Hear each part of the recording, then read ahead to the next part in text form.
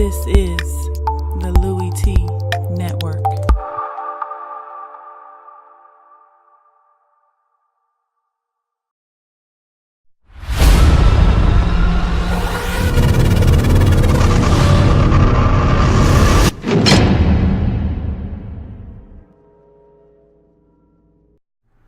Who else could it be? For me, your me, Louie T. Welcome to Lockdown Coverage, week number 1 in the National Football League. Your man Louie T is here covering the entire National Football League like a blanket. Tennessee Titans at the crib hosting the Oakland Raiders in a really big week 1 matchup between two teams that I think are eerily similar to one another. We both feel like their quarterbacks are young, up-and-coming quarterbacks in this league. I think Carr is a little bit further along than Mariota is at this point. I think the Raiders, as a team, are a little bit ahead of what the Titans are. Remember, I think the Titans are what everyone looked at the Raiders as a season ago, a team that is on the rise. They were a year away last year. This is the year they're supposed to take that huge step. They went 9-7, just missed out on the postseason last year. A lot of people like the Titans, including me. I'm guilty. Like this Titans team to really take a big step in the right direction this year and become what the Raiders were last year. Double-digit winning team, a team that contended to win their division and made the postseason. And so sort of felt like the Raiders were looking in the mirror like, oh, so you're the new kid on the block, huh? Well, we're going to show you that you're not ready yet. And so it was one of those games where I'm like, hey, Oakland, if you're serious, if you figured out how to win, seriously, go on the road and prove it. And they proved it. And it was impressive. And we'll talk about the Raiders and how they got it done in this football game here in a second. First, though, if you haven't already done so, subscribe to the Louie T Network for more great content. In 2017 and beyond, we're changing the game. Want you to help us do that by hitting the subscribe button and becoming a member of the Louie T Network. Also, I'm on Twitter at In the Lab Room is the Twitter handle. Go ahead and follow me on Twitter. If you are out there watching this video live and want your comment read at the end of the breakdown, use the hashtag LouieTLive to have your comment read in the comment section at the end of this breakdown. So let's start with the Oakland Raiders and what they were able to accomplish in this football game.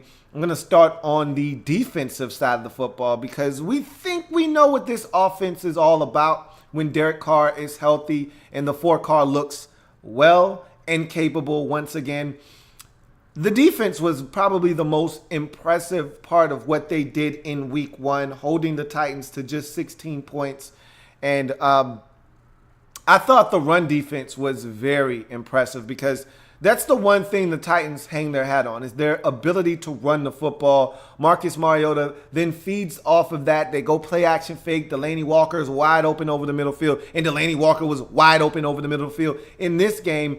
And then he's able to drive it down the field to guys like Corey Davis and Tywan Taylor, and those guys start to get going down the field vertically once the run game is in full effect. Well, the Raiders never allowed that to happen in this game, and I thought that was the most impressive part of what they did in this game. They didn't necessarily pressure Mariota in terms of sacks, but they did get him off of his spot. I thought Jelly Ellis flashed early in the game, and I thought that the defensive line as a whole was very impressive. Eddie Vanderdoes is a rookie. So is Trayvon Hester, who's getting a ton of snaps.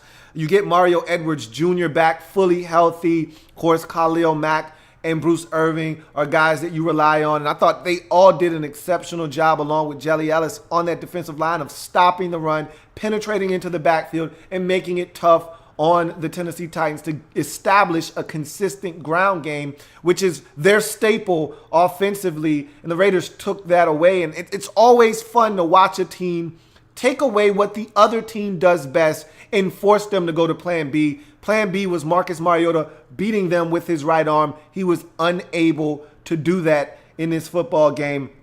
And so I thought that was impressive by the Raiders. I also thought that the linebackers were impressive. Again, that was probably the biggest weakness of this team. And I still am not fully sold on his Raiders linebacking core. Corey James made a couple of nice plays. I think he left this game with an injury, if I'm not mistaken, but I saw him make some plays. I saw other guys like Lee, a rookie out of Wake Forest, running to the football. Number 50 flashed a couple of times. I don't even know who that is. So Raiders are mixing and matching parts out there and getting results at a position that I think may end up being a big weakness for them when it's all said and done. But I thought they were impressive in week one, flowing to the football and doing some things in the passing game and making solid tackles out in space. The secondary was solid. They were not great in this game, but they weren't terrible. They didn't give up any big plays, which was a staple of this Raiders defense last year, giving up some whopping plays in the secondary. That didn't happen in this game. I thought this had the propensity to turn into a shootout, and both teams defensively did enough to keep this thing from getting out of control. And I thought the Raiders were really good defensively, which surprised the hell out of me because I wasn't expecting much from the Raiders on that side of the football. That unit I didn't think was going to be ready to hold the Titans down in week one, but yet that's exactly what they did. You go to the offensive side of the football, and Derek Carr's back. That's number one. The 4 car is in full effect, and that's good to see.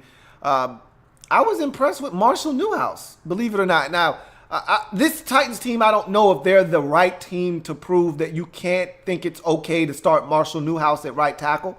I don't think that's the team that's going to prove that to you. Wait till you get in the division and then come back and talk to me about Marshall Newhouse starting as your right tackle.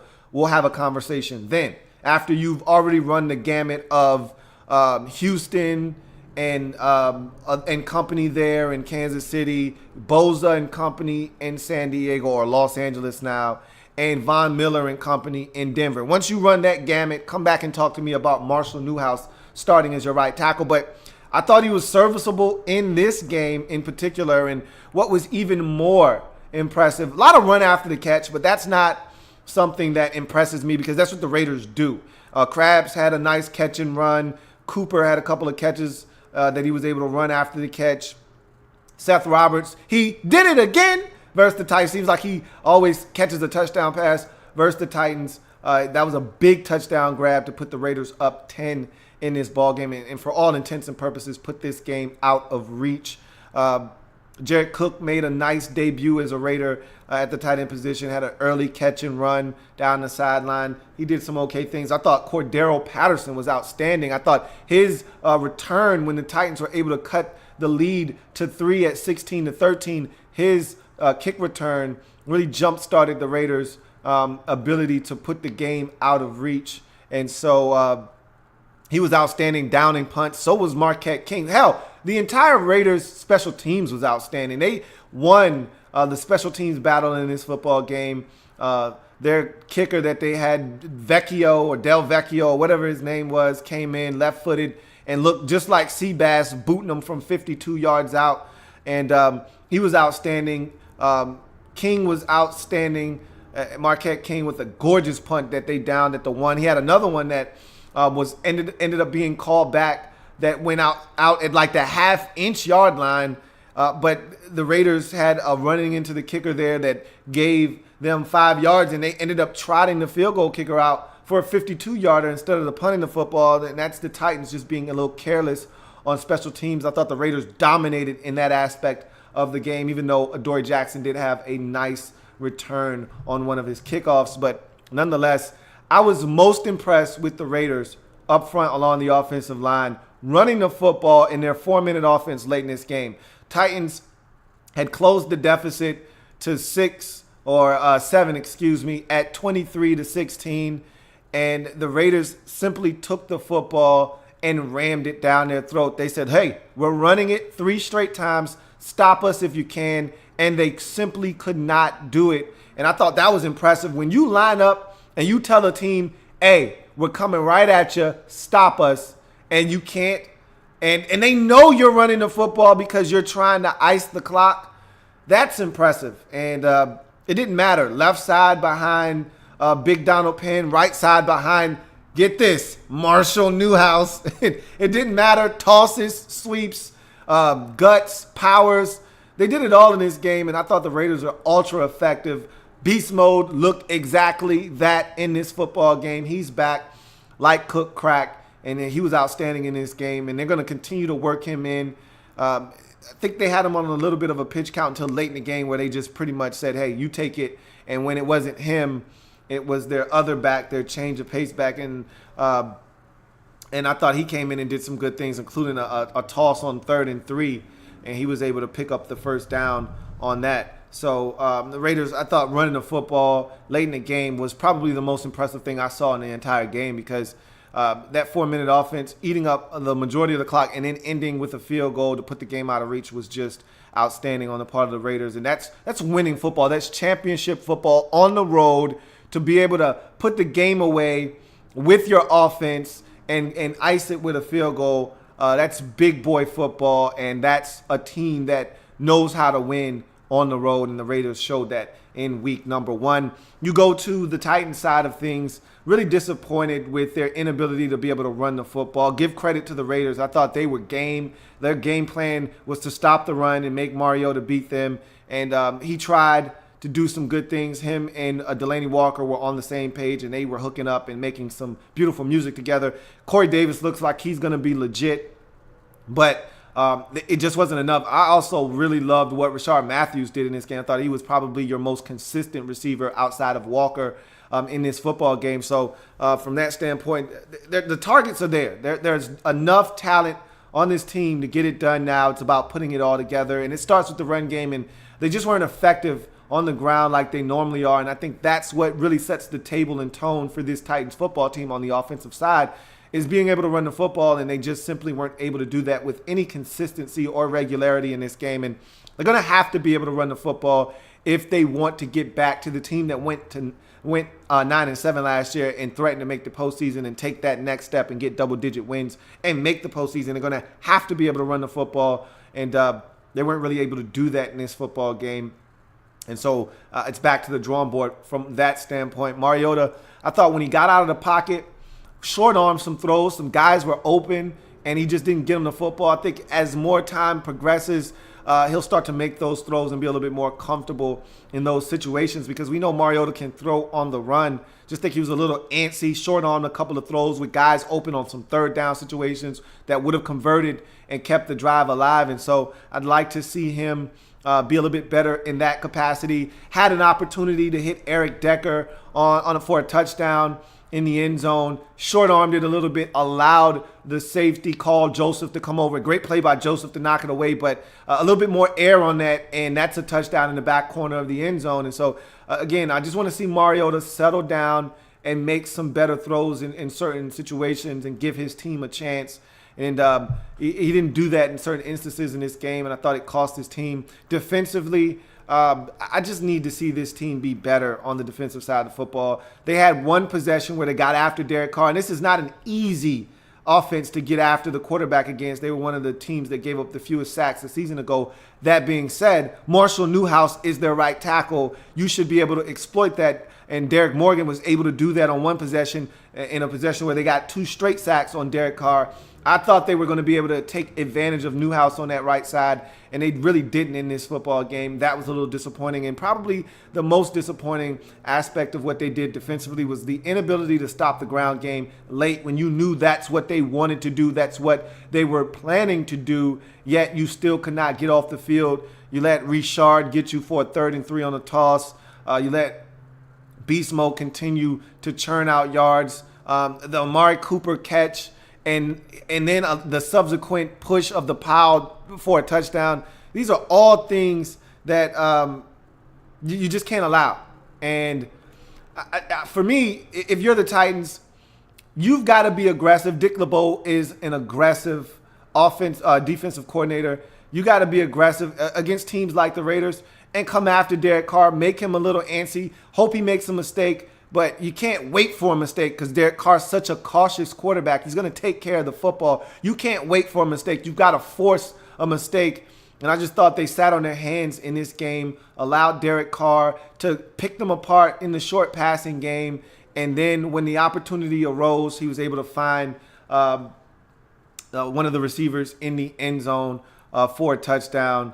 to really bust the game open and give them that 10-point margin. But my biggest gripe is you weren't able to control either line of scrimmage on either side of the football. And that's disheartening because that's what this Titans team has prided themselves on, is being able to control the line of scrimmage offensively and run the football, and being able to control the line of scrimmage defensively and stop the run. And you weren't able to really do either of those, especially the run in crunch time of this game in the fourth quarter.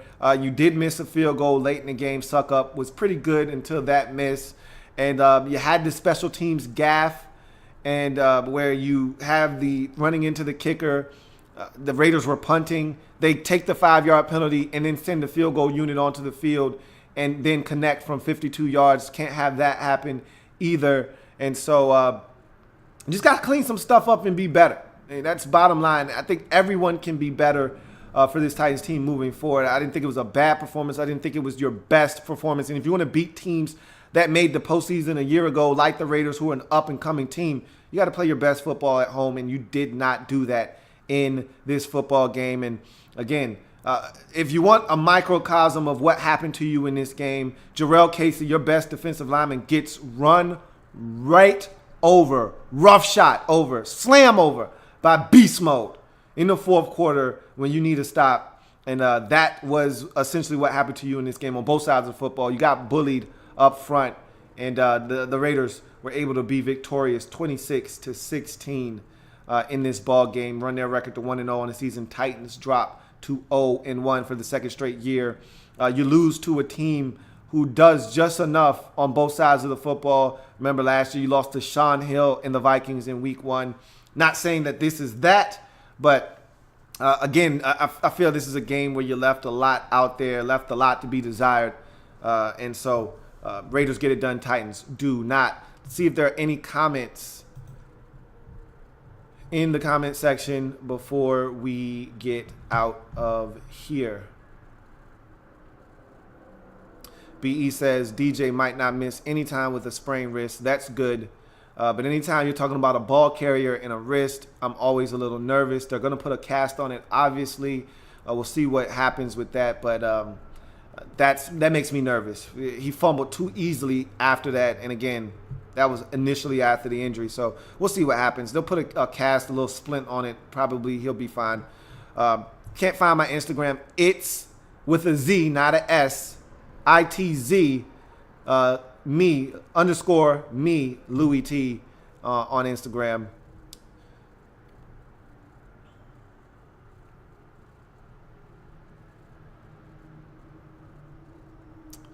Let's see. BE says, watch the Cardinals breakdown and what you thought. Hey, didn't I say it wasn't as bad? LOL. Still 3 or 4 INTs from Palmer, but that defense is going to be top 5. Yeah, it wasn't as bad as I thought. And again, that's why I don't get caught up in the numbers until I watch. And that's why I told you last night, I still don't think this team is going to win enough games to make it to the playoffs. I know you do because you're a Cardinals fan and you want to believe. But I don't think they're going to be as bad as the score and Palmer's numbers indicate. That defense is still legit. They're fast, they're flowing, they're physical. And again, I think you're going to be okay when it's all said and done. But I don't think you're going to do enough to crack the top 6 in the NFC. Inevitable Consequence says, keep it up. Always good to hear from you in the morning. But did you not pick the Raiders to lose this game? Hope you didn't bet on that. I did pick the Raiders to lose this game because I'm big on the Titans this year.